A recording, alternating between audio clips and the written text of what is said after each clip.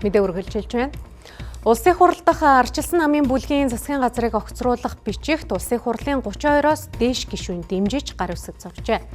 Улсын хуралд өргөн барих шаардлага хангасан тул засгийн газарт хариуцлага тооцох асуудлыг арчилсан нам дахин сөхөж, хаврын чуулганаар хилэлцүүлэхээр төлөвлөсөн гэж мэдгдлээ. За эндээс улс төрийн талбарт арчилсан нам үнэхээр зоригтой сөрөг хүчин байж чадах уу? Аль эсвэл эрх баригчдтай тохиролцож ухрах уу гэсэн асуулт дахин хөндөгдөж эхэллээ. Харин олон нийтийн дунд арчилсан намын алхам хангалттай хатуу тууштай биш байна гэх шүүмжлэл хүчтэй хэвээр үргэлжилж байна.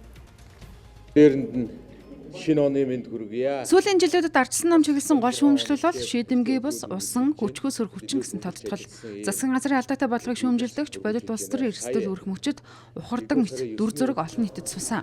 Гар үсэг цуглуулсан жицсэн шийдвэрт хүрэхгүй байх хугацааг хойшлуулах хаврын чуулганаар гэх ерөнхий тайлбар нь энэ ойлголтыг улам лавшруулж байна. Нөгөө талд арчилсан нам тавьсан шаардлагаас ухрахгүй дэд сайд төдийгүй 80 гаруй улс төрийн давхарцсан албан тушаал 800 гаруй чиг үүрэг давхарцсан албан тушаалтны асуудлыг хөндлөнө.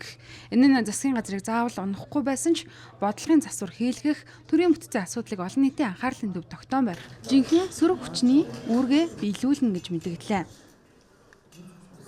Засгийн газрыг огцруулна гэдэг нь өөрөө үндсэндээ хоёр үе шаттай процесс. Нэгдүгээрт нь өргөн барих хилцүүлэх хэмжээний 32-оос дээш гар үсгийг өргөн барих ёстой. Хоёрдугаарт нь засгийн газар улсын хурлаар хилцэгдэх үед 64-оос дээш конопор огцрох ёстой, тийм ээ.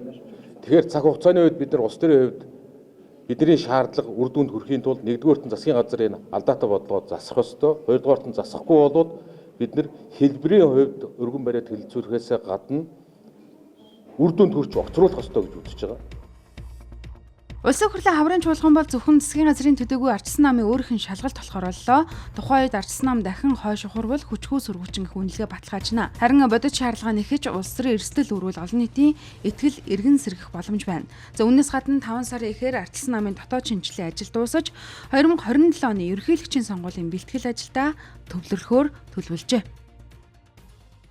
4 сарын 8-ны өдөр намын их хурлыг товлон зарлаж байна. За ингээд 4 сарын 8-нд шинээр сонгогдсон үндэсний бодлогын хорооны гишүүдийг батламжуулснаар 4 сарын 8-наас хойш намын удирдах байгууллагууд болох Хяналтын ерөнхий хороо, үндэсний бодлогын хороо, улс төрийн зөвлөл, мөн үндэсний бодлогын хороон дээр улсын хурлын байнгын хороодыг харгалцсан бодлогын дэд зөвлөлүүд бас зохион байгуулагдахаар ингэж төлөвлөж байгаа. Монгол Ардын нам тасралтгүй засгийн эрх барьсан энэ 10 жилийн хугацаанд зөвхөн хүнсний бүтээгдэхүүний үнийн өсөлтийн улмаас дундаж Монгол айл 7 сая төгрөгийн алдагдлал хүлээсэн байна гэсэн ийм тооцоо гарч байна. Тэгэхээр 7 сая төгрөгийн алдагдлал гэдэг бол зарим айл өрхийн хувьд хүнсний бүтээгдэхүүний үн өссөний улмаас боловсрол эрүүл мэндэд зарцуулах мөнгөө 7 саяар багасгасан байна.